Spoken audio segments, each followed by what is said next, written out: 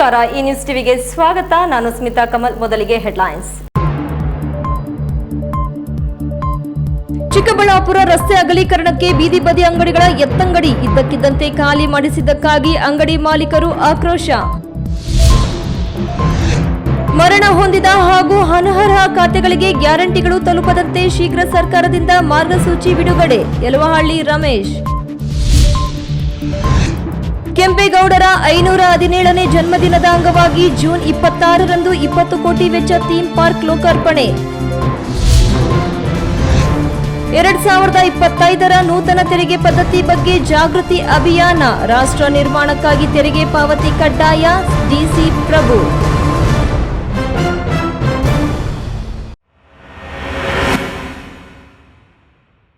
ವಾರ್ತೆಗಳ ವಿವರ.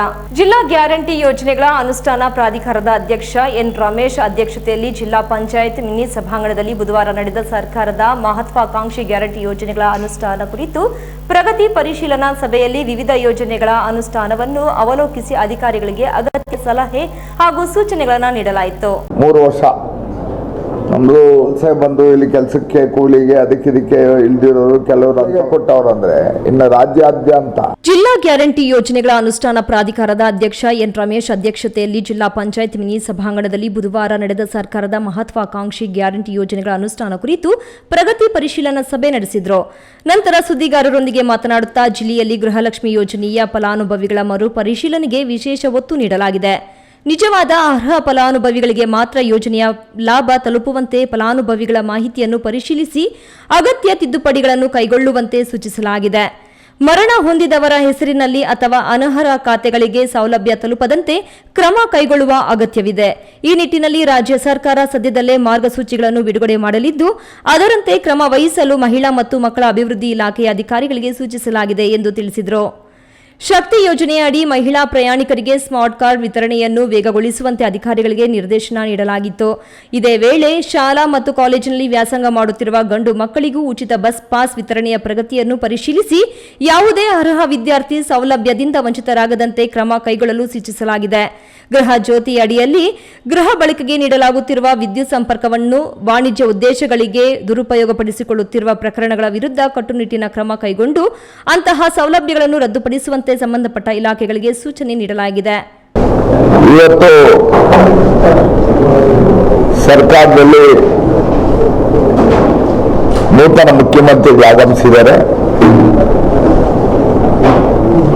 ಅವರಿಗೆ ನಮ್ಮ ಜಿಲ್ಲಾ ಗ್ಯಾರಂಟಿ ಸಮಿತಿ ಪರವಾಗಿ ಧನ್ಯವಾದಗಳನ್ನ ಹೇಳ್ತಾ 5 ಗ್ಯಾರಂಟಿ ಯೋಜನೆಗಳ ಜಾಯಿಂಟ್ ಡೈರೆಕ್ಟರ್ಸು ಆಮೇಲೆ ಶಕ್ತಿ ಯೋಜನೆ ಎಕ್ಸಿಕ್ಯೂಟಿವ್ ಎಲ್ಲರೂ ಕೂಡ ಸಭೆಯಲ್ಲಿ ಭಾಗಿಯಾಗಿ ಎಲ್ಲ ತಾಲೂಕು ಗ್ಯಾರಂಟಿ ಸಮಿತಿ ಅಧ್ಯಕ್ಷರುಗಳು, ಇಒಗಳು ಮತ್ತೆ ನಮ್ಮ ಸಿಇಒ ಅವರು, ಡೆಪ್ಯೂಟಿ ಸಿಇಒ ಅವರು ಎಲ್ಲರೂ ಕೂಡ ಈ ಸಭೆಯಲ್ಲಿ ಮಹತ್ತರವಾದ ವಿಚಾರಗಳನ್ನ ಚರ್ಚೆ ಮಾಡಿ ಮುಖ್ಯಮಂತ್ರಿಗಳು 5 ಗ್ಯಾರಂಟಿಗಳಲ್ಲೂ ಪರ್ಟಿಕ್ಯುಲರ್ ಆಗಿ 5 ಗ್ಯಾರಂಟಿಗಳಲ್ಲಿ ಬಹಳ ವಿಶೇಷ ಕಾಳಜಿಯನ್ನು ವಹಿಸಿ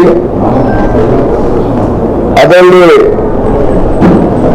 ನಿಜವಾದ ಫಲಾನುಭವಿಗಳಿಗೆ ಈ ಸರ್ಕಾರದಲ್ಲಿರ್ಬೋದು, ಈ ಇದರಲ್ಲಿರ್ಬೋದು, ವ್ಯವಸ್ಥೆಯಲ್ಲಿರ್ಬೋದು ಯಾವುದಾದ್ರೂ ಒಂದು ಯೋಜನೆ ನೇರವಾಗಿ ಫಲಾನುಭವಿ ಮನೆ ತಲುಪಿ ಫಲಾನುಭವಿ ಅಕೌಂಟ್ಗೆ ಹೋಗುವಂತ ವ್ಯವಸ್ಥೆ ಅಂತ ಯಾವುದಾದ್ರೂ ಇದ್ರೆ ಈ ರಾಜ್ಯದಲ್ಲಿ ಅದು ನಮ್ಮ ಪಂಚ ಗ್ಯಾರಂಟಿಗಳು ಅಂತ ಹೇಳಲಿಕ್ಕೆ ನನಗೆ ಹೆಮ್ಮೆ ಆಗ್ತದೆ. ಇದೇ ವೇಳೆ ಅನ್ನಭಾಗ್ಯ ಯೋಜನೆಯಲ್ಲಿ 5 ಕೆಜಿ ಅಕ್ಕಿ ಜೊತೆಗೆ ಸಕ್ಕರೆ, ಬೇಳೆ, ಉಪ್ಪು, ಅಡುಗೆ ಎಣ್ಣೆ ಸೇರಿದಂತೆ ಇತರ ಪದಾರ್ಥಗಳನ್ನು ಒಳಗೊಂಡ ಇಂದಿರಾ ಕಿಟ್ ಅನ್ನು 1-2 ತಿಂಗಳಲ್ಲಿ ಅನ್ನಭಾಗ್ಯ ಯೋಜನೆಯಲ್ಲಿ ವಿತರಿಸಲಾಗುತ್ತದೆ. ಆಹಾರ ಇಲಾಖೆಯ ಅಧಿಕಾರಿಗಳು ಹಾಗೂ ಆಹಾರ ನಿರೀಕ್ಷಕರು ನ್ಯಾಯಬೆಲೆ ಅಂಗಡಿಗಳಿಗೆ ನಿಯಮಿತವಾಗಿ ಭೇಟಿ ನೀಡಿ ವಿತರಣೆ ವ್ಯವಸ್ಥೆಯನ್ನು ಪರಿಶೀಲಿಸಬೇಕು ಹಾಗೂ ಸಾರ್ವಜನಿಕರಿಗೆ ಯಾವುದೇ ತೊಂದರೆ ಉಂಟಾಗದಂತೆ ನೋಡಿಕೊಳ್ಳಬೇಕು ಎಂದು ತಿಳಿಸಲಾಗಿದೆ ಎಂದರು. ಗೃಹಲಕ್ಷ್ಮಿ ಯೋಜನೆಯಡಿ ಮಹಿಳೆಯರ ಬ್ಯಾಂಕ್ ಖಾತೆಗಳಿಗೆ ನೇರವಾಗಿ ಆರ್ಥಿಕ ನೆರವು ಜಮೆಯಾಗುತ್ತಿದ್ದು, ಅನ್ನಭಾಗ್ಯ ಯೋಜನೆಯ ಮೂಲಕ ಆಹಾರ ಭದ್ರತೆ ಹಾಗೂ ಶಕ್ತಿ ಯೋಜನೆಯ ಮೂಲಕ ಮಹಿಳೆಯರಿಗೆ ಉಚಿತ ಬಸ್ ಪ್ರಯಾಣದ ಸೌಲಭ್ಯ ಯಶಸ್ವಿಯಾಗಿ ಜಾರಿಯಲ್ಲಿದೆ. ಈ ಪಂಚ ಯೋಜನೆಗಳ ಅನುಷ್ಠಾನದಲ್ಲಿ ಪಾರದರ್ಶಕತೆ ಕಾಪಾಡಿಕೊಳ್ಳುವುದು ಸರ್ಕಾರದ ಪ್ರಮುಖ ಉದ್ದೇಶವಾಗಿದ್ದು, ಕಾಲಕಾಲಕ್ಕೆ ಫಲಾನುಭವಿಗಳ ಮಾಹಿತಿಯನ್ನು ಮರುಪರಿಶೀಲಿಸಿ ವ್ಯವಸ್ಥೆಯನ್ನು ಇನ್ನಷ್ಟು ಪರಿಣಾಮಕಾರಿಯಾಗಿಸಲಾಗುತ್ತಿದೆ. ಯಾವುದೇ ಗ್ಯಾರಂಟಿ ಯೋಜನೆಯನ್ನು ಸ್ಥಗಿತಗೊಳಿಸುವ ಉದ್ದೇಶ ಸರ್ಕಾರಕ್ಕಿಲ್ಲ. ಬದಲಾಗಿ ನಿಜವಾದ ಫಲಾನುಭವಿಗಳಿಗೆ ಯಾವುದೇ ಅಡೆತಡೆ ಇಲ್ಲದೆ ಸೌಲಭ್ಯ ತಲುಪಿಸುವ ನಿಟ್ಟಿನಲ್ಲಿ ಅಗತ್ಯ ಸುಧಾರಣೆ ಕ್ರಮಗಳನ್ನು ಕೈಗೊಳ್ಳಲಾಗುತ್ತಿದೆ ಎಂದು ಅವರು ಸ್ಪಷ್ಟಪಡಿಸಿದರು. ಈ ಸಂದರ್ಭದಲ್ಲಿ ಜಿಲ್ಲಾ ಪಂಚಾಯತ್ ಮುಖ್ಯ ಕಾರ್ಯನಿರ್ವಹಣಾಧಿಕಾರಿ ಡಾಕ್ಟರ್ ವೈ ನವೀನ್ ಭಟ್, ಜಿಲ್ಲಾ ಗ್ಯಾರಂಟಿ ಯೋಜನೆಗಳ ಅನುಷ್ಠಾನ ಪ್ರಾಧಿಕಾರದ ಉಪಾಧ್ಯಕ್ಷರಾದ ರಾಮಕೃಷ್ಣಪ್ಪ, ಸದಸ್ಯರಾದ ಆದಿರೆಡ್ಡಿ, ಕೆಎಲ್ ಜಯರಾಮ್, ನಿರ್ಮಲಾ ಗಂಗಾಧರ್, ವೇಣುಗೋಪಾಲ್, ಎಚ್ಎ ಮುನಿಯಪ್ಪ, ರಂಗರಾಜು, ತಾರಾನಾಥ್, ಜಿಲ್ಲಾ ಪಂಚಾಯತ್ ಉಪ ಕಾರ್ಯದರ್ಶಿ ಅತಿಕ್ ಪಾಷಾ ಸೇರಿದಂತೆ ವಿವಿಧ ಇಲಾಖೆಗಳ ಅಧಿಕಾರಿಗಳು ಉಪಸ್ಥಿತರಿದ್ದರು. ಕೆಎಸ್ ನಾರಾಯಣಸ್ವಾಮಿ, ಈ news TV, Chikkaballapur. Theme park 20 ಕೋಟಿ ರೂಪಾಯಿ ಯೋಜನೆಯಾಗಿದ್ದು ಈಗಾಗಲೇ ಪ್ರಗತಿಯಲ್ಲಿದ್ದು ಪೂರ್ಣಗೊಳ್ಳುವ ಹಂತದಲ್ಲಿದೆ. ಜೂನ್ 26ರಂದು ಲೋಕಾರ್ಪಣೆಯಾಗಲಿದೆ ಎಂದು ಮಾಜಿ ಉಪಮುಖ್ಯಮಂತ್ರಿ ಡಾಕ್ಟರ್ ಸಿಎನ್ ಅಶ್ವಥ್ ನಾರಾಯಣ್ ತಿಳಿಸಿದರು. ದೇವನಹಳ್ಳಿ ತಾಲೂಕಿನ ಬೆಂಗಳೂರು ಅಂತಾರಾಷ್ಟ್ರೀಯ ವಿಮಾನ ನಿಲ್ದಾಣದ ಬಳಿ ಇರುವ 108 ಅಡಿ ಎತ್ತರದ ಕೆಂಪೇಗೌಡ ಪುತ್ಥಳಿಗೆ ಮಾಲಾರ್ಪಣೆ ನೆರವೇರಿಸಿದ ಬಳಿಕ ಡಾಕ್ಟರ್ ಸಿಎನ್ ಅಶ್ವಥ್ ನಾರಾಯಣ್ ರವರು ಮಾತನಾಡಿ, ಥೀಮ್ ಪಾರ್ಕ್ 20 ಕೋಟಿ ರೂಪಾಯಿ ಯೋಜನೆಯಾಗಿದ್ದು ಈಗಾಗಲೇ ಪ್ರಗತಿಯಲ್ಲಿದ್ದು ಪೂರ್ಣಗೊಳ್ಳುವ ಹಂತದಲ್ಲಿದೆ. ಜೂನ್ 26ರಂದು ಲೋಕಾರ್ಪಣೆ ಮಾಡಲಿದ್ದಾರೆ. ಒಟ್ಟಾರೆ ಕೆಂಪೇಗೌಡರಿಗೆ ಗೌರವ ತರುವಂತದ್ದು, ಅವರ ಸ್ಫೂರ್ತಿ ಪಡೆಯುವಂತದ್ದು. ನಮ್ಮ ಬೆಂಗಳೂರು ನಿರ್ಮಾತೃ ಅವರು ಕಟ್ಟಿದ ಬೆಂಗಳೂರು ದಿನ ದಿನಕ್ಕೂ ಶಕ್ತಿಯಾಗಿ ಬೆಳೆಯುತ್ತಿದೆ. ಅವರ ಕೊಡುಗೆ ಇವತ್ತು ಸಹ ಜೀವಂತವಾಗಿದೆ ಎಂದು ಕೆಂಪೇಗೌಡರ ಕುರಿತು ಶ್ಲಾಘಿಸಿದ್ರು. ನಂತರ ಜೂನ್ 27ರಂದು ಶನಿವಾರದ ಸಂಜೆ 4 ಗಂಟೆಗೆ ಬೆಂಗಳೂರಿನ ಜ್ಞಾನಜ್ಯೋತಿ ಸಭಾಂಗಣದಲ್ಲಿ ನಾಡಪ್ರಭು ಕೆಂಪೇಗೌಡರ 517ನೇ ಜನ್ಮದಿನೋತ್ಸವದ ಅಂಗವಾಗಿ ವಿವಿಧ ಕ್ಷೇತ್ರಗಳಲ್ಲಿ ಸಾಧನೆ ಮಾಡಿರುವ ಹಲವು ಗಣ್ಯರಿಗೆ ಗೌರವ ಸಮರ್ಪಣೆ ಕಾರ್ಯಕ್ರಮ ನಡೆಯಲಿದ್ದು 3 ಜನರಿಗೆ ಅಂತಾರಾಷ್ಟ್ರೀಯ ಸನ್ಮಾನ, 15 ಜನರಿಗೆ ರಾಜ್ಯದ ಕೆಂಪೇಗೌಡರ ಪ್ರಶಸ್ತಿ ನೀಡಿ ಗೌರವಿಸಲಾಗುತ್ತದೆ. ಈ ಕಾರ್ಯಕ್ರಮವನ್ನು ಉಪರಾಷ್ಟ್ರಪತಿ ಸಿಪಿ ರಾಧಾಕೃಷ್ಣನ್ ಉದ್ಘಾಟಿಸಲಿದ್ದಾರೆ ಎಂದರು. ಥೀಮ್ ಪಾರ್ಕ್ 20 ಕೋಟಿ ರೂಪಾಯಿ ಯೋಜನೆ ಇದು. ಈ ಯೋಜನೆಯನ್ನ ಈಗೇನೊಂದು ಸಂಪೂರ್ಣ ಆದಂಗೆ ಕಾಣುತ್ತೆ. ಸಂಪೂರ್ಣ ಸಣ್ಣ ಪುಟ್ಟ ಕೆಲಸಗಳು ಇರ್ಬೋದೇನು, ಹೆಚ್ಚು ಕಡಿಮೆ ಎಲ್ಲ ಸಂಪೂರ್ಣ ಆದಂಗೆ ಕಾಣುತ್ತೆ ಇಲ್ಲಿ. ಹಾಗಾಗಿ ಈ ಬಹಳ ಮುಖ್ಯವಾಗಿ ಬಹಳ ದಿನದಿಂದ ಎದುರು ನೋಡ್ತಿದ್ರು, ಆಗ್ತಿರೋಂಥದ್ದು ಒಳ್ಳೇದು. ನಾಳೆ 26ನೇ ತಾರೀಕನ್ನು ಲೋಕಾರ್ಪಣೆ ಮಾಡ್ತಿದ್ದಾರೆ ಅಂತ, ಒಳ್ಳೇದು, ಮಾಡಲಿ. ಒಟ್ಟಾರೆ ಕೆಂಪೇಗೌಡರ ಕೆಲಸ ಎಲ್ಲರೂ ಮಾಡಬೇಕು. ಕೆಂಪೇಗೌಡರಿಗೆ ಗೌರವ ತರುವಂಥದ್ದು, ಅವರ ಸ್ಫೂರ್ತಿ ಪಡೆಯುವಂಥದ್ದು. ನಮ್ಮ ಬೆಂಗಳೂರು ನಿರ್ಮಾತೃರು ಅವರು ಕಟ್ಟಿದಂಥ ಈ ಬೆಂಗಳೂರು ದಿನ ದಿನಕ್ಕೂ ಒಂದು ದೊಡ್ಡ ಶಕ್ತಿಯಾಗಿ ಬೆಳೀತಿದೆ. ಈ ಕಾರ್ಯಕ್ರಮದ ಕುರಿತು ಮುಖಂಡ ಸಿಕಾಯನಹಳ್ಳಿ ವಿನಯ್ ಕುಮಾರ್ ತಮ್ಮ ಅಭಿಪ್ರಾಯವನ್ನು ಹಂಚಿಕೊಂಡರು. ಈ ವೇಳೆ ನಾಡಪ್ರಭು ಕೆಂಪೇಗೌಡ ಪ್ರತಿಷ್ಠಾಪನದ ಅಧ್ಯಕ್ಷ ಪ್ರೊಫೆಸರ್ ಎಂ ಕೃಷ್ಣೇಗೌಡ, ದೊಡ್ಡಬಳ್ಳಾಪುರ ವಿಧಾನಸಭಾ ಕ್ಷೇತ್ರದ ಶಾಸಕ ಧೀರಜ್ ಮುನಿರಾಜು, ಚಿಕ್ಕಬಳ್ಳಾಪುರ ಜಿಲ್ಲಾ ಮುಖಂಡ ಸಿಕಲ್ ರಾಮಚಂದ್ರ, ದೇವನಹಳ್ಳಿ ವಿಧಾನಸಭಾ ಕ್ಷೇತ್ರ ಮುಖಂಡರಾದ ವಿನಯ್ ಕುಮಾರ್, ರಮೇಶ್ ಕುಮಾರ್, ಅಂಬರೀಶ್ ಗೌಡ ಮತ್ತಿತರರು ಉಪಸ್ಥಿತರಿದ್ದರು. ಹೈದರ್ ಸಾಬ್, ಈ ನ್ಯೂಸ್ ಟಿವಿ, ದೇವನಹಳ್ಳಿ. ದೇಶ ಮತ್ತು ಪ್ರಾದೇಶಿಕ ಆರ್ಥಿಕ ಅಭಿವೃದ್ಧಿಗೆ ಅಡಿಪಾಯವೇ ತೆರಿಗೆ ಪದ್ಧತಿ. ಒಂದು ಆದಾಯ ತೆರಿಗೆ, ಮತ್ತೊಂದು ಕಾರ್ಪೊರೇಟ್ ತೆರಿಗೆ. ಈ ಎರಡರಿಂದಲೂ ಒಂದು ವರ್ಷಕ್ಕೆ 25 ಲಕ್ಷ ಕೋಟಿ ಸಂಗ್ರಹವಾಗುತ್ತದೆ. ಇದರಿಂದಲೇ ಸಾರ್ವಜನಿಕ ಕಾಮಗಾರಿಗಳು, ಸೌಲಭ್ಯಗಳು ನಡೆದು ಅದರಿಂದ ದೇಶದ ಅಭಿವೃದ್ಧಿ ಮಾಡಲಾಗುತ್ತದೆ. ಇಷ್ಟು ದಿನ ಅಳವಡಿಸಿಕೊಂಡಿದ್ದ ತೆರಿಗೆ ಪದ್ಧತಿಗಿಂತ 2025ನೇ ಟ್ಯಾಕ್ಸ್ ಆಕ್ಟ್ ಡಿಫರೆಂಟ್ ಆದ ಪದ್ಧತಿಯನ್ನು ಅಳವಡಿಸಿಕೊಂಡಿದೆ ಎಂದು ಜಿಲ್ಲಾಧಿಕಾರಿ ಪ್ರಭು ತಿಳಿಸಿದರು.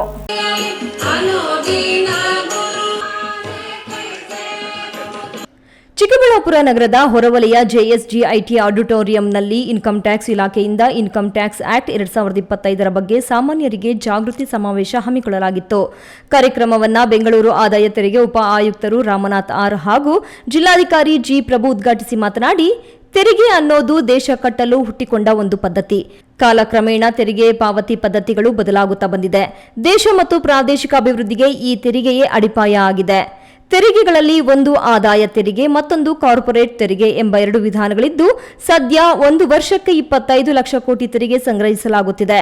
ಹೂಡಿಕೆದಾರರು, ಬಿಸಿನೆಸ್ ಮಾಡುವ ಉದ್ಯಮಿಗಳು ಮತ್ತು ಹಣಕಾಸು ಲೇವಾದೇವಿದಾರರಿಗೆ ಬದಲಾದ ತೆರಿಗೆ ಪದ್ಧತಿ ಬಗ್ಗೆ ತಿಳಿಯಬೇಕಾಗಿದೆ. ಅವರಿಗೆ ಇಂತಹ ಜನರಲ್ ಅವೇರ್ನೆಸ್ ಹಮ್ಮಿಕೊಂಡು ಆದಾಯ ತೆರಿಗೆ ಇಲಾಖೆ ಒಳ್ಳೆಯ ಕೆಲಸ ಮಾಡಿದೆ. ಇದರ ಮುಖಾಂತರ ಅವರಲ್ಲಿರುವ ಎಲ್ಲ ಅನುಮಾನಗಳಿಗೆ ಪರಿಹಾರ ಸಿಗಲಿದೆ ಎಂದರು.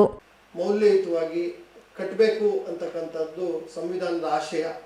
So the constitutional obligation on all of us citizens to pay our income tax in a very rightful manner. ಅದನ್ನು ನಾವೆಲ್ಲ ಮಾಡೋಣ ಅಂತ ಹೇಳ್ತಾ, once again I would like to thank the entire IT department headed by Ramanathan sir for organizing such a wonderful orientation program in our district. we are very thankful, sir, on behalf of district and district administration. Once again, a big round of applause from all of you. ಈ ವೇಳೆ ಚಿಕ್ಕಬಳ್ಳಾಪುರ ಆದಾಯ ತೆರಿಗೆ ಅಧಿಕಾರಿ Shah Jahan Pasha, college ಪ್ರಾಂಶುಪಾಲ ಜಿಟಿ ರಾಜು ಇತರರು ಇದ್ದರು. KS Narayanaswamy, ಈ news TV, Chikkaballapur. ಇದೀಗ ವಿರಾಮದ ನಂತರ ಈ ನ್ಯೂಸ್ ಟಿವಿ ಮುಂದುವರಿಯುತ್ತದೆ. ಖ್ಯಾತ ಶಸ್ತ್ರಚಿಕಿತ್ಸಾ ತಜ್ಞ ಡಾಕ್ಟರ್ ಪ್ರಶಾಂತ್ ಮೂರ್ತಿ ಸಾರಥ್ಯದಲ್ಲಿ ಆರಂಭಗೊಂಡಿದೆ ಅತ್ಯಾಧುನಿಕ ಸೌಲಭ್ಯಗಳನ್ನು ಒಳಗೊಂಡ ದಿನದ 24 ಗಂಟೆಗಳ ಕಾಲ ಕಾರ್ಯನಿರ್ವಹಿಸುತ್ತಿರುವ ಅಭಯ ಆಸ್ಪತ್ರೆಯಲ್ಲಿ ಎಲ್ಲಾ ರೀತಿಯ ಚಿಕಿತ್ಸೆಗಳು ಲಭ್ಯ. ಗುಣಮಟ್ಟದ ಆರೋಗ್ಯ ಸೇವೆಯನ್ನು ಕೈಗೆಟುಕುವ ದರದಲ್ಲಿ ಒದಗಿಸುವುದು ನಮ್ಮ ಧ್ಯೇಯ. ಚಿಕ್ಕಬಳ್ಳಾಪುರ ಜಿಲ್ಲೆಯಲ್ಲಿ ಆರಂಭಗೊಂಡಿರುವ ಈ ಆಸ್ಪತ್ರೆಯಲ್ಲಿ ಈ ಕೆಳಕಂಡ ಚಿಕಿತ್ಸೆಗಳು ಲಭ್ಯ: ತುರ್ತು ಸೇವೆ, ಜನರಲ್ ಮೆಡಿಸಿನ್, ಜನರಲ್ ಸರ್ಜರಿ, ಮಕ್ಕಳ ತಜ್ಞ ವೈದ್ಯರ ಸೇವೆ, ಎಂಡೋಸ್ಕೋಪಿ, ಮೂಳೆ ರೋಗ ತಜ್ಞರ ಸೇವೆ, ಸ್ತ್ರೀರೋಗ ತಜ್ಞರ ಸೇವೆ, ಗ್ಯಾಸ್ಟ್ರೋಎಂಟರಾಲಜಿ, ಸಿಟಿ ಸ್ಕ್ಯಾನಿಂಗ್, ಅಲ್ಟ್ರಾಸೌಂಡ್ ಹಾಗೂ ಪ್ರಯೋಗಾಲಯ ಸೇವೆಗಳು ಲಭ್ಯವಿದೆ. Looking for the perfect place for your child's bright future? Welcome to Dolphins Group of Educational Institutions, where excellence begins from the very first step. Our new Montessori program designed to nurture young minds with care and creativity. With experienced faculty, safe and reliable transport facilities, and separate secure hostel accommodation, we ensure comfort, safety, and quality education at every stage. From foundational learning to higher education, we build confidence, character, and success. Dolphins Group of Educational Institutions, empowering young minds. Admissions open now. ವಿರಾಮದ ನಂತರ ಈ news ಟಿವಿಗೆ ಸ್ವಾಗತ.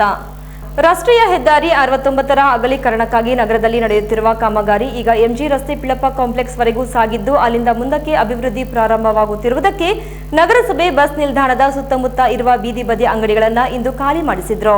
JCB ಗರ್ಜಿಸಿದ ರಭಸಕ್ಕೆ ಹೂ ಹಣ್ಣಿನ ಅಂಗಡಿ ಮಾಲೀಕರನ್ನ ಇದ್ದಕ್ಕಿದ್ದಂತೆ ಖಾಲಿ ಮಾಡಿಸಿದ್ದಕ್ಕೆ ನಗರಸಭೆ ಅಧಿಕಾರಿಗಳ ವಿರುದ್ಧ ಕಿಡಿಕಾರಿದ್ದಾರೆ.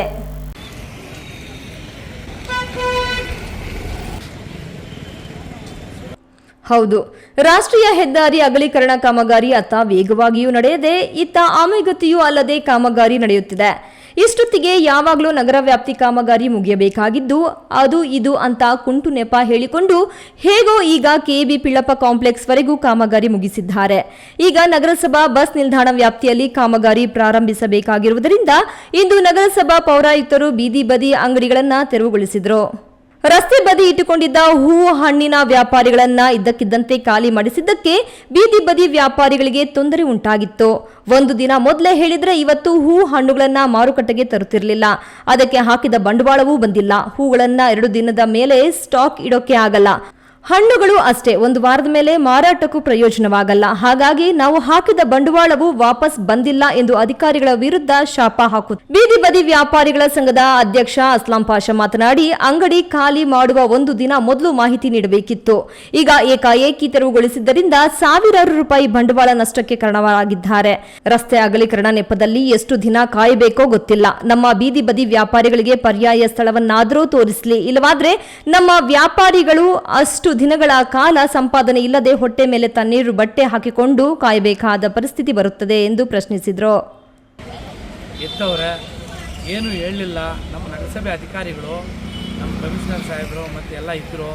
ಯಾಕೆ ಸ್ವಾಮಿ ಅಂದರೆ ರೋಡು ಅಂತ ಏನೋ ಅಗಲ ಮಾಡ್ತಾಯಿದ್ದಾರೆ ಅಂಥೇಳಿ ಹೇಳಿದ್ರು. ಅದಕ್ಕೆ ನಮ್ಮ ಹೂವಿನ ಅಂಗಡಿಗಳವರು ಸಂಪೂರ್ಣ ಬೆಂಬಲ ಕೊಟ್ಟರು. ಅದಕ್ಕೋಸ್ಕರ ಈ ಥರ ಏಕಾಏಕಿ ಎತ್ತಿದ್ದಾರೆ. ನಮಗೆ ಪರ್ಯಾಯ ವ್ಯವಸ್ಥೆ ಮಾಡಿಕೊಡ್ಬೇಕು. ಯಾಕಂದರೆ 30-40 ವರ್ಷದಿಂದ ಇಲ್ಲಿದ್ದೀವಿ. ನಮ್ಮ ಜನಪ್ರಿಯ ಶಾಸಕರು, ನಮ್ಮ ಪ್ರದೀಪ್ ಪ್ರಿನ್ಸಿಪಲ್ ಸಾಹೇಬರು, ನಮ್ಮ ಕ್ಷೇತ್ರದ ಶಾಸಕರು ನಮಗೆ ಶೆಡ್ಡುಗಳು ಕಟ್ಕೊಡ್ತೀನಿ ಅಂತ ಹೇಳಿದ್ದಾರೆ. ಪಾಪ ಅವರು ದಯವಿಟ್ಟು ನಮ್ಮ ಕಡೆ ಗಮನ ಹರಿಸಿ ಈ ಹಳೆ ಬಸ್ ನಿಲ್ದಾಣದಲ್ಲಿ ಶೆಡ್ಡುಗಳು ಕಟ್ಕೊಡ್ಬೇಕಂತೇಳಿ ಈ ಸಂದರ್ಭದಲ್ಲಿ ಮನವಿ ಮಾಡ್ಕೊತಾ ಇದ್ದೀನಿ. ಇನ್ನು ಬೀದಿ ಬದಿ ಅಂಗಡಿಗಳನ್ನು ಖಾಲಿ ಮಾಡಿಸಿದ ನಗರಸಭೆ ಎಇಇ ಉಮಾಶಂಕರ್ ರವರು, ಇದು ಮೊದಲೇ ಎಲ್ಲರಿಗೂ ಮಾಹಿತಿ ಇತ್ತು. ಆದರೂ ನಾವು ಖಾಲಿ ಮಾಡಿಸುವ ವೇಳೆಗೆ ಅವರೇ ಎಲ್ಲವನ್ನು ಖಾಲಿ ಮಾಡಿಕೊಂಡಿದ್ರು. ನಾವು ಯಾರನ್ನು ಬಲವಂತವಾಗಿ ಎತ್ತಂಗಡಿ ಮಾಡಿಲ್ಲ. ಅವರಿಗೆ ಪರ್ಯಾಯ ಮಾರ್ಗದ ವಿಷಯಕ್ಕೆ ನೀವು ಪೌರಾಯುಕ್ತರನ್ನೇ ಕೇಳಬೇಕು ಎಂದು ಅವರು ಜಾರಿಕೊಂಡರು. ಕ್ಯಾಮರಾ ಪರ್ಸನ್ ಅಖಿಲ್ ಜೊತೆ ಕೆಎಸ್ ನಾರಾಯಣಸ್ವಾಮಿ, ಈ ನ್ಯೂಸ್ ಟಿವಿ, ಚಿಕ್ಕಬಳ್ಳಾಪುರ. ತಿಪ್ಪೇನಹಳ್ಳಿ ಗ್ರಾಮ ಪಂಚಾಯಿತಿ ವ್ಯಾಪ್ತಿಯ ಸರ್ಕಾರಿ ಶಾಲೆಗಳ ವಿದ್ಯಾರ್ಥಿಗಳಿಗೆ ಕಣಜೇನಹಳ್ಳಿ ಯುವ ಮುಖಂಡ ಸುಹಾಸ್ ಅವರು ಪ್ರತಿ ವರ್ಷದಂತೆ ಈ ವರ್ಷವೂ ಉಚಿತ ಕಲಿಕಾ ಸಾಮಗ್ರಿ ಹಾಗೂ ಶಾಲಾ ಬ್ಯಾಗ್ ವಿತರಿಸಿದರು.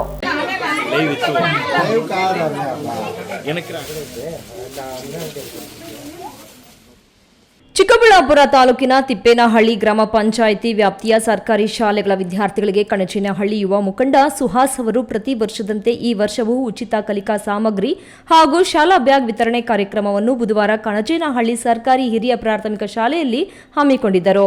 ಭಗತ್ ಸಿಂಗ್ ಚಾರಿಟಬಲ್ ಟ್ರಸ್ಟ್ ಅಧ್ಯಕ್ಷ ಸಂದೀಪ್ ರೆಡ್ಡಿ ಕಣಚೇನಹಳ್ಳಿ ಶ್ರೀರಾಮಣ್ಣ ಕಲಿಕಾ ಸಾಮಗ್ರಿ ವಿತರಿಸಿದರು. ಈ ಸಂದರ್ಭದಲ್ಲಿ ಮಾತನಾಡಿದ ಶ್ರೀರಾಮಣ್ಣ, ಸರ್ಕಾರಿ ಶಾಲೆಗಳಿಗೆ ಅಗತ್ಯ ಸೌಲಭ್ಯಗಳನ್ನು ಒದಗಿಸುತ್ತಿದ್ದರೂ ಪೋಷಕರು ಮಕ್ಕಳನ್ನು ಸರ್ಕಾರಿ ಶಾಲೆಗೆ ಕಳುಹಿಸಲು ಹಿಂದೇಟು ಹಾಕುತ್ತಿರುವುದು ಬೇಸರದ ಸಂಗತಿ. ಮುಂದಿನ ದಿನಗಳಲ್ಲಿ ಸರ್ಕಾರಿ ಶಾಲೆಗಳ ದಾಖಲಾತಿ ಹೆಚ್ಚಳವಾಗಲಿ ಎಂದು ಆಶಿಸುತ್ತೇನೆ. ತಿಪ್ಪೇನಹಳ್ಳಿ ಗ್ರಾಮ ಪಂಚಾಯಿತಿ ವ್ಯಾಪ್ತಿಯ ಸರ್ಕಾರಿ ಶಾಲೆಗಳಲ್ಲಿ ವ್ಯಾಸಂಗ ಮಾಡುತ್ತಿರುವ ವಿದ್ಯಾರ್ಥಿಗಳಿಗೆ ಅನುಕೂಲವಾಗುವ ಉದ್ದೇಶದಿಂದ ತಮ್ಮ ಕುಟುಂಬವು ಪ್ರತಿ ವರ್ಷ ಕಲಿಕಾ ಸಾಮಗ್ರಿ ವಿತರಿಸುತ್ತಿರುವುದಾಗಿ ತಿಳಿಸಿದರು. ಸರ್ಕಾರಿ ಶಾಲೆ ಕಳಿಸಲ್ಲ. ಸರ್ಕಾರಿ ಶಾಲೆಯಲ್ಲಿ ಸರಿಯಾಗಿ ಪಾಠ ವಿದ್ಯಾರ್ಥಿಗಳು ಇಲ್ಲ ಅಂತ ಮಕ್ಕಳೆಲ್ಲ ಬೇರೆ ಶಾಲೆಗಳಿಗೆ ಹೋಗ್ತಾರೆ. ಇಲ್ಲಿ ಪುಟ್ಟ ಮಕ್ಕಳು 20 ಜನ ಇರ್ಬೋದು ಅಷ್ಟೇ. 1 to 5th ಇದೆ, ಆದರೆ ಮಕ್ಕಳೇ ಬರೋಲ್ಲ. ಕಾರಣ ಏನಂದರೆ ಎಲ್ಲ ಪ್ರೈವೇಟ್ ಸ್ಕೂಲ್ ಕಳಿಸ್ತಾರೆ. ನಮ್ಮ ಶಾಲೆಗೆ ಕಳಿಸಿ ನಾವು ಇಲ್ಲಿ ಈ ಟೀಚರ್ಸ್ ಇರೋದು ಹೇಳೋದನ್ನು ಅವ್ರು ಯಾರೂ ಕೇಳಲ್ಲ. ಎಲ್ಲ ಮಕ್ಕಳನ್ನು ಚಿಕ್ಕಬಳ್ಳಾಪುರ. ಅದರಿಂದ ನಮ್ಮ ಪುಟ್ಟ ಮಕ್ಕಳಿಗೆ ವರ್ಷನೂ ಏನೋ ಒಂದು ಸ್ಕೂಲ್ ಬ್ಯಾಗು ಸ್ವಲ್ಪ ಬುಕ್ಸ್ ಎಲ್ಲ ಕೊಡೋದಕ್ಕೆ ನಾವು ಯಾವಾಗಲೂ ವರ್ಷನೂ ಕೊಡ್ತೀವಿ. ಅದರಿಂದ ಈ ಮಕ್ಕಳಿಗೆ ಒಳ್ಳೆಯದಾಗಲಿ. ಭಗತ್ ಸಿಂಗ್ ಚಾರಿಟಬಲ್ ಟ್ರಸ್ಟ್ ಅಧ್ಯಕ್ಷ ಸಂದೀಪ್ ರೆಡ್ಡಿ ಮಾತನಾಡಿ, ಶಿಕ್ಷಣಕ್ಕೆ ಪ್ರೋತ್ಸಾಹ ನೀಡುವ ಉದ್ದೇಶದಿಂದ ಸುಹಾಸ್ ಅವರು ಪ್ರತಿ ವರ್ಷ ಸರ್ಕಾರಿ ಶಾಲಾ ಮಕ್ಕಳಿಗೆ ಉಚಿತ ಕಲಿಕಾ ಸಾಮಗ್ರಿ ವಿತರಿಸುತ್ತಿರುವುದು ಶ್ಲಾಘನೀಯ ಎಂದರು. ಪ್ರತಿ ವರ್ಷದಂತೆ ಏನು ನನ್ನ ಸ್ನೇಹಿತರು ಸಹೋದರರು ಆದಂತಹ ಇದೇ ಕಣಜೇನಹಳ್ಳಿ ಗ್ರಾಮದ ಯುವಕರು, ಸಮಾಜಮುಖಿ ಕೆಲಸ ಮಾಡುವಂತಹ ಉದ್ಯಮಿ ನನ್ನ ತಮ್ಮ ಸುಹಾಸ್ರವರು ಪ್ರತಿ ವರ್ಷದಂತೆ ಸುಮಾರು 6-7 ವರ್ಷಗಳಿಂದ ಈ ಕಾರ್ಯವನ್ನು ಅವ್ರು ಮಾಡ್ಕೊಂಡು ಬರ್ತಿದ್ದಾರೆ.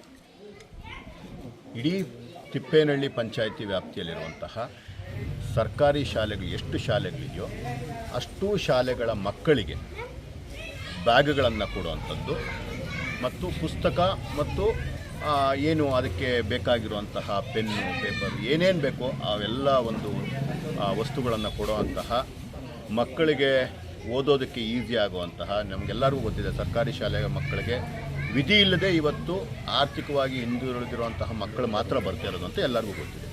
ಅಂತಹ ಮಕ್ಕಳ ಜೊತೆ ನಿಂತ್ಕೊಳ್ಳೋ ಅಂತಹ ಒಂದು ದೇವರು ಮೆಚ್ಚುವಂಥ ಕೆಲಸವನ್ನು ನನ್ನ ತಮ್ಮ ಸುಹಾಸ್ ಮಾಡ್ತಿದ್ದಾರೆ, ಪ್ರತಿ ವರ್ಷ ಮಾಡ್ತಿದ್ದಾರೆ. ಕ್ಯಾಮರಾ ಪರ್ಸನ್ ಅಖಿಲ್ ಜೊತೆ ಕೆಎಸ್ ನಾರಾಯಣಸ್ವಾಮಿ, ಈ ನ್ಯೂಸ್ ಟಿವಿ, ಚಿಕ್ಕಬಳ್ಳಾಪುರ. ಚಿಕ್ಕಬಳ್ಳಾಪುರ ತಾಲೂಕಿನಲ್ಲಿ ಬೂತ್ ಮಟ್ಟದ ಅಧಿಕಾರಿಗಳು ಜೂನ್ 30ರಿಂದ ಜುಲೈ 29ರವರೆಗೆ ಮನೆ ಮನೆಗೆ ಭೇಟಿ ನೀಡಿ ಪ್ರತಿಯೊಬ್ಬ ಮತದಾರರಿಗೂ ಗಣತಿ ನಮೂನೆಯನ್ನು 2 ಪ್ರತಿಗಳಲ್ಲಿ ವಿತರಿಸಿ ಭರ್ತಿ ಮಾಡಿದ ನಮೂನೆಗಳನ್ನು ಮರಳಿ ಸ್ವೀಕರಿಸಲಿದ್ದಾರೆ ಎಂದು ತಹಸೀಲ್ದಾರ್ ರಶ್ಮಿ ತಿಳಿಸಿದ್ದಾರೆ.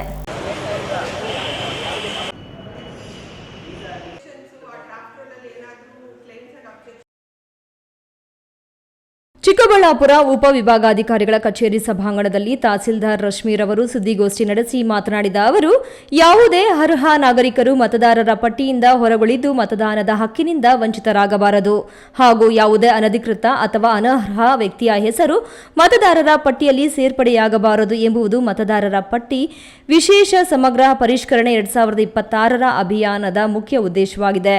ಮತಗಟ್ಟೆ ಮಟ್ಟದ ಅಧಿಕಾರಿಗಳು ಜೂನ್ 30ರಿಂದ ಜುಲೈ 29ರವರೆಗೆ ಮನೆ ಮನೆಗೆ ಭೇಟಿ ನೀಡಲಿದ್ದಾರೆ. ಮತದಾರರು ಗಣತಿ ನಮೂನೆಯಲ್ಲಿ ಅಗತ್ಯ ಮಾಹಿತಿಯನ್ನು ಸರಿಯಾಗಿ ಭರ್ತಿ ಮಾಡಿ ನಿಗದಿತ ಅವಧಿಯಲ್ಲಿ ಸಲ್ಲಿಸುವುದು ಅತ್ಯಂತ ಮುಖ್ಯವಾಗಿದೆ.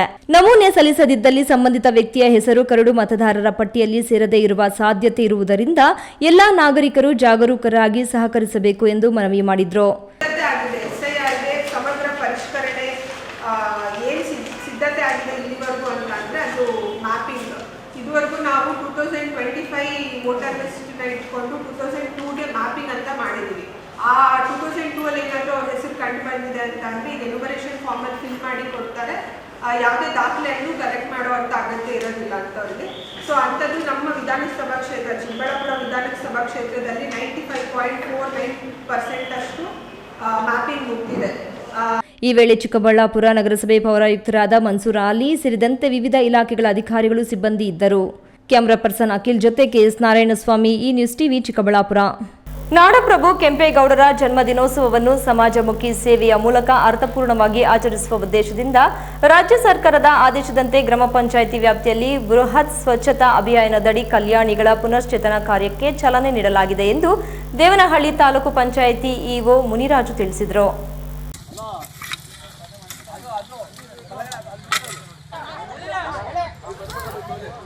ದೇವನಹಳ್ಳಿ ತಾಲೂಕಿನ ಕುಂದಣ ಗ್ರಾಮದ ಓಂ ಶಕ್ತಿ ದೇವಾಲಯದ ಪಕ್ಕದಲ್ಲಿರುವ ಪುರಾತನ ಕಲ್ಯಾಣ ಸ್ವಚ್ಛತಾ ಕಾರ್ಯಕ್ಕೆ ತಾಲೂಕು ಪಂಚಾಯಿತಿ ಇಒ ಮುನಿರಾಜು ಚಾಲನೆ ನೀಡಿ ಮಾತನಾಡಿ, ನಾಡಪ್ರಭು ಕೆಂಪೇಗೌಡರ ಆದರ್ಶಗಳನ್ನು ಕೇವಲ ಸ್ಮರಣೀಯವಷ್ಟೇ ಅಲ್ಲದೆ ಅವುಗಳನ್ನು ಜೀವನದಲ್ಲಿ ಅಳವಡಿಸಿಕೊಳ್ಳುವುದು ಮುಖ್ಯ. ಗ್ರಾಮಗಳು ಸ್ವಚ್ಛವಾಗಿದ್ದರೆ ಜನರ ಆರೋಗ್ಯವೂ ಉತ್ತಮವಾಗಿರುತ್ತದೆ. ದೇವನಹಳ್ಳಿ ತಾಲೂಕಿನಲ್ಲಿರುವ ಹಳೆಯ ಕಲ್ಯಾಣಿಗಳಲ್ಲಿ ಗಿಡಗಂಟೆಗಳು, ಕಲ್ಲು, ಮಣ್ಣು, ಕಸಗಡ್ಡಿಗಳಿಂದ ತುಂಬಿಕೊಂಡಿರುವುದನ್ನು ಸ್ವಚ್ಛಗೊಳಿಸಿ ಕಲ್ಯಾಣಿಗೊಂದು ನೈಜ ಸ್ವರೂಪವನ್ನು ಕೊಡುವ ಗುರಿಯನ್ನು ಹೊಂದಲಾಗಿದೆ ಎಂದರು. ಸರ್ಕಾರದ ಆದೇಶದಂತೆ ಸ್ವಚ್ಛತೆ ಮತ್ತು ನೈರ್ಮಲ್ಯ ಚಟುವಟಿಕೆಗಳನ್ನು ಕೈಗೊಳ್ಳತಕ್ಕಂಥ ಒಂದು ವಿಶೇಷ ಆಂದೋಲನ ಈಗ ಇಡೀ ದೇಶದಾದ್ಯಂತ ನಡೀತಾ ಇದೆ. ಅದಕ್ಕೆ ಪೂರಕವಾಗಿ ಏನು ನಾಡಪ್ರಭು ಕೆಂಪೇಗೌಡರು ಬೆಂಗಳೂರನ್ನು ಕಟ್ಟಿದಂತಹ ಮಹನೀಯರು ಅವರ ಒಂದು ಜನ್ಮ ದಿನಾಚರಣೆ ಇದೆ. ಅವರ ಒಂದು ಜನ್ಮ ದಿನಾಚರಣೆ ಅಂಗವಾಗಿ ನಮ್ಮ ದೇವನಹಳ್ಳಿ ತಾಲೂಕಿನಲ್ಲಿ ಇರ್ತಕ್ಕಂತಹ ಹಳೆಯ ಕಲ್ಯಾಣಿಗಳು ಎಲ್ಲವೂ ಕೂಡ ಕೆಲವು ಕಡೆ ಈ ಇಲ್ಲನ್ನು ಹುಲ್ಲು ಎಲ್ಲ ಬೆಳೆದು ಆಮೇಲೆ ಗಿಡಗಂಟೆಗಳು ಬೆಳೆದು ಮಣ್ಣೆಲ್ಲ ತುಂಬಿಕೊಂಡು ತಮ್ಮ ಒಂದು ಸ್ಥಿತಿಯನ್ನು ಕಳೆದುಕೊಂಡಿದ್ದಾವೆ. ಅವುಗಳಿಗೆ ಒಂದು ನೈಜ ಸ್ವರೂಪವನ್ನು ಕೊಡಬೇಕು ಅಂತಕ್ಕಂಥ ಒಂದು ಚಿಂತನೆಯೊಂದಿಗೆ, ಏಕೆಂದರೆ ಕೆಂಪೇಗೌಡರು ನಾಡನ್ನು ಕಟ್ಟೋದಕ್ಕೆ ಮೊದಲು ಕೆರೆಗಳನ್ನು, ಕುಂಟೆಗಳನ್ನು, ಕಲ್ಯಾಣಿಗಳನ್ನು ಕಟ್ಟಿಸಿದ್ರು ಜನರ ಉಪಯೋಗಕ್ಕಾಗಿ. ಅಂಥವುಗಳನ್ನು ಪುನರುಜ್ಜೀವನಗೊಳಿಸುವುದರ ಮುಖಾಂತರ ಹಳೆಯ ಒಂದು ಪರಂಪರೆ ಏನಿತ್ತು ಆ ಪರಂಪರೆಯನ್ನು ಉಳಿಸ್ತಕ್ಕಂಥ ಒಂದು ಕೆಲಸವನ್ನು ಮಾಡಬೇಕು ಅಂತಕ್ಕಂಥ ದೃಷ್ಟಿಯಿಂದ ಮುಖಂಡ ಕ್ಯಾತೇಗೌಡ ಮಾತನಾಡಿ, ಸ್ವಚ್ಛತಾ ಅಭಿಯಾನದಲ್ಲಿ ಸಾರ್ವಜನಿಕರು ಮತ್ತು ಮುಖಂಡರ ಪಾತ್ರ ಹೆಚ್ಚು ಇರುತ್ತದೆ. ಈ ನಿಟ್ಟಿನಲ್ಲಿ ಗ್ರಾಮ ಪಂಚಾಯಿತಿಯಲ್ಲಿ ಮುಖಂಡರ ಸಭೆಯನ್ನು ಕರೆದು ಅನೇಕ ವಿಷಯಗಳ ಬಗ್ಗೆ ಚರ್ಚಿಸಲಾಗಿದ್ದು, ಅದರಂತೆ ಕಲ್ಯಾಣಿ ಸ್ವಚ್ಛತಾ ಕಾರ್ಯವನ್ನು ಮಾಡಲಾಗುತ್ತಿದೆ. ಗ್ರಾಮ ಪಂಚಾಯಿತಿ ವ್ಯಾಪ್ತಿಯ ಮುಖಂಡರು, ಸಾರ್ವಜನಿಕರು ಸಹ ಕೈಜೋಡಿಸುತ್ತಿದ್ದಾರೆ ಎಂದು ಹೇಳಿದರು. ಇದೇ ಸಂದರ್ಭದಲ್ಲಿ ಕುಂದಣ ಗ್ರಾಮದ ಕಲ್ಯಾಣಿ ಹಾಗೂ ಸಾರ್ವಜನಿಕ ಸ್ಥಳಗಳಲ್ಲಿ ಗ್ರಾಮ ಪಂಚಾಯಿತಿ ಸಿಬ್ಬಂದಿ ಸ್ವಚ್ಛತಾ ಕಾರ್ಯ ನಡೆಸಿ ಸ್ವಚ್ಛತೆ ಕುರಿತು ಜನಜಾಗೃತಿ ಮೂಡಿಸಿದರು. ಈ ವೇಳೆ ಪಿಡಿಒ ಕುಮಾರ್, ಮುಖಂಡರಾದ ಎನ್ಸಿ ಪ್ರಕಾಶ್, ನಾಗೇಶ್, ರವಿಕುಮಾರ್, ಶ್ರೀನಿವಾಸ್, ರವಿಕುಮಾರ್ ಎಲ್, ಚೌಡಪ್ಪ, ದಿನೇಶ್, ಗ್ರಾಮ ಪಂಚಾಯಿತಿ ಕಾರ್ಯದರ್ಶಿ ನರೇಶ್ ಗ್ರಾಮಸ್ಥರು ಇದ್ದರು. Haider Sabi, news TV, Devanahalli. ಗೌರಿಬಿದನೂರು ನಗರದ ನಗರಸಭೆ ಸಭಾಂಗಣದಲ್ಲಿ ಬುಧವಾರ ನಡೆದ ನಗರಸಭೆ ಪೌರ ಸೇವಾ ನೌಕರರ ಸಂಘದ ಪದಾಧಿಕಾರಿಗಳ ಆಯ್ಕೆ ಪ್ರಕ್ರಿಯೆಯಲ್ಲಿ ಅಧ್ಯಕ್ಷರಾಗಿ ಮಹೇಶ್ ಸೇರಿದಂತೆ ವಿವಿಧ ಹುದ್ದೆಗಳಿಗೆ ಪದಾಧಿಕಾರಿಗಳು ಅವಿರೋಧವಾಗಿ ಆಯ್ಕೆಯಾಗಿದ್ದಾರೆ.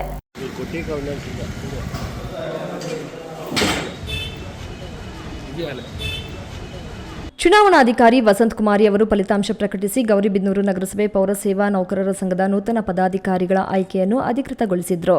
ಅಧ್ಯಕ್ಷರಾಗಿ ಮಹೇಶ್, ಉಪಾಧ್ಯಕ್ಷರಾಗಿ ನರಸಿಂಹಮೂರ್ತಿ, ಕಾರ್ಯದರ್ಶಿಯಾಗಿ ಮಧುಸೂದನ್, ಜಂಟಿ ಕಾರ್ಯದರ್ಶಿಗಳಾಗಿ ಕೊಮ್ಮಣ್ಣ ಮತ್ತು ಚಂದ್ರಣ್ಣ, ಸಹ ಕಾರ್ಯದರ್ಶಿಯಾಗಿ ನಿಶಾಂತ್, ಖಜಾಂಚಿಗಳಾಗಿ ನವೀನ್ ಮತ್ತು ಸಂಜೀವ್ ಕುಮಾರ್ ಅವಿರೋಧವಾಗಿ ಆಯ್ಕೆಯಾಗಿದ್ದಾರೆ.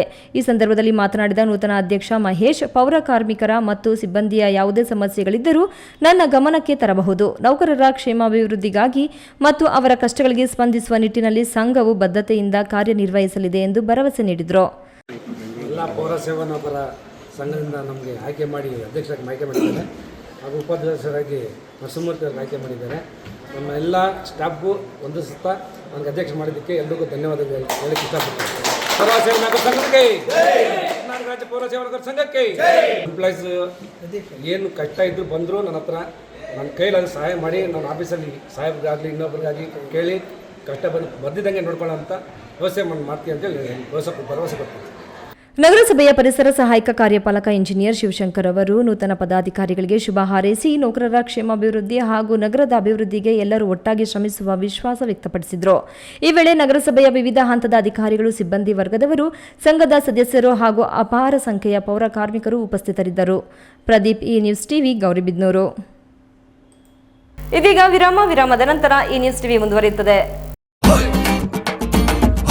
ಭಾರತದ ಪ್ರತಿಷ್ಠಿತ ದ್ವಿಚಕ್ರ ವಾಹನಗಳಲ್ಲಿ ಒಂದಾದ ಹೀರೋ ಬೈಕ್ಗಳು ಚಿಕ್ಕಬಳ್ಳಾಪುರ ಜಿಲ್ಲೆಯಲ್ಲಿ ಲಭ್ಯ. ಉದ್ಯಮಿ ಅಧಿಕೃತ ಡೀಲರ್ ಲಕ್ಷ್ಮೀನಾರಾಯಣ್ ಸಾರಥ್ಯದಲ್ಲಿ ಆರಂಭವಾಗಿರುವ ಶೋರೂಮ್ ಹಲವು ವೈಶಿಷ್ಟ್ಯತೆಗಳಿಂದ ಕೂಡಿದೆ. ಹೀರೋ ಕಂಪನಿಯ ಬೈಕ್ಗಳ ಅಧಿಕೃತ ಮಾರಾಟಗಾರರು ಮತ್ತು ಸರ್ವಿಸ್ ಸೆಂಟರ್ ಸೇವೆಗಳು ಚಿಕ್ಕಬಳ್ಳಾಪುರದಲ್ಲಿ ಈಗ ಲಭ್ಯ. ವಿಳಾಸ: ವಿಶಾಲ್ ಮಾರ್ಟ್ ಮುಂಭಾಗ, ಬೇಬಿ ರಸ್ತೆ, ಚಿಕ್ಕಬಳ್ಳಾಪುರ. ವಿರಾಮದ ನಂತರ ಈ ನ್ಯೂಸ್ ಟಿವಿಗೆ ಸ್ವಾಗತ. ಇದೀಗ ಸಂಕ್ಷಿಪ್ತ ಸುದ್ದಿಗಳು. ರಾಷ್ಟ್ರೀಯ ಹೆದ್ದಾರಿ 44ರ ಗುಡಿಬಂಡೆ ತಾಲೂಕಿನ ವರ್ಲಕೊಂಡ ಬಳಿ ಬುಧವಾರ ಬೆಳಗಿನ ಜಾವ ಚಾಲಕನ ನಿಯಂತ್ರಣ ತಪ್ಪಿ ಕಂಟೈನರ್ ಒಂದು ಡಿವೈಡರ್ ದಾಟಿ ಬಂದು ಲಾರಿಯೊಂದಕ್ಕೆ ಡಿಕ್ಕಿ ಹೊಡೆದಿದೆ. ಘಟನೆಯಲ್ಲಿ ಕಂಟೈನರ್ ಸಂಪೂರ್ಣ ಜಖಮಾಗಿದ್ದು ಯಾವುದೇ ಪ್ರಾಣಹಾನಿಯಾಗಿಲ್ಲ. ಬೆಂಗಳೂರಿನಿಂದ ಅನಂತಪುರಕ್ಕೆ ಹೋಗುತ್ತಿದ್ದ ಲಾರಿ ಚಾಲಕನ ನಿದ್ದೆ ಮಂಪರಿನಲ್ಲಿ ಲಾರಿ ನಿಯಂತ್ರಣ ತಪ್ಪಿ ಡಿವೈಡರ್ ದಾಟಿ ಮತ್ತೊಂದು ರಸ್ತೆ ಬದಿಯಲ್ಲಿದ್ದ ಕಂಟೈನರ್ಗೆ ಡಿಕ್ಕಿ ಹೊಡೆದಿದೆ. ಡಿಕ್ಕಿಯ ರಭಸಕ್ಕೆ ಲಾರಿ ಚಕ್ರ ಕಳಚಿ ಸರ್ವಿಸ್ ರಸ್ತೆಗೆ ಪಲ್ಟಿಯಾಗಿ ಹಿಂಬದಿಯ ಚಕ್ರ ಕಳಚಿ ಸಂಪೂರ್ಣವಾಗಿ ಜಖಮಾಗಿದೆ. ಕಂಟೈನರ್ ವಾಹನ ಹೈದರಾಬಾದ್ ಚಿಂತಾಮಣಿ ಕಡೆಗೆ ಹೋಗುತ್ತಿದ್ದು ಎನ್ನಲಾಗಿದೆ. ಪೆರೇಸಂದ್ರ ಪೊಲೀಸ್ ಠಾಣೆ ವ್ಯಾಪ್ತಿಯಲ್ಲಿ ಘಟನೆ ನಡೆದಿದೆ. ಕೊನೆಯದಾಗಿ ಮತ್ತೊಮ್ಮೆ ಮುಖ್ಯಾಂಶಗಳು. ಚಿಕ್ಕಬಳ್ಳಾಪುರ ರಸ್ತೆ ಅಗಲೀಕರಣಕ್ಕೆ ಬೀದಿ ಬದಿ ಅಂಗಡಿಗಳ ಎತ್ತಂಗಡಿ ಇದ್ದಕ್ಕಿದ್ದಂತೆ ಖಾಲಿ ಮಾಡಿಸಿದ್ದಕ್ಕಾಗಿ ಅಂಗಡಿ ಮಾಲೀಕರು ಆಕ್ರೋಶ.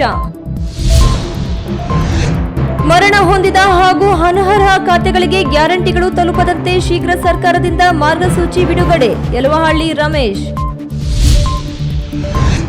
ಕೆಂಪೇಗೌಡರ 517ನೇ ಜನ್ಮದಿನದ ಅಂಗವಾಗಿ ಜೂನ್ 26ರಂದು 20 ಕೋಟಿ ವೆಚ್ಚ ಥೀಮ್ ಪಾರ್ಕ್ ಲೋಕಾರ್ಪಣೆ. 2025ರ ನೂತನ ತೆರಿಗೆ ಪದ್ಧತಿ ಬಗ್ಗೆ ಜಾಗೃತಿ ಅಭಿಯಾನ. ರಾಷ್ಟ್ರ ನಿರ್ಮಾಣಕ್ಕಾಗಿ ತೆರಿಗೆ ಪಾವತಿ ಕಡ್ಡಾಯ. ಡಿಸಿ ಪ್ರಭು. ದಿನನಿತ್ಯದ ವೈಭವೀಕರಣವಿಲ್ಲದ ನೈಜ ಸುದ್ದಿಗಳಿಗೆ ತಪ್ಪದೇ ವೀಕ್ಷಿಸಿ ಈ ನ್ಯೂಸ್ ಟಿವಿ.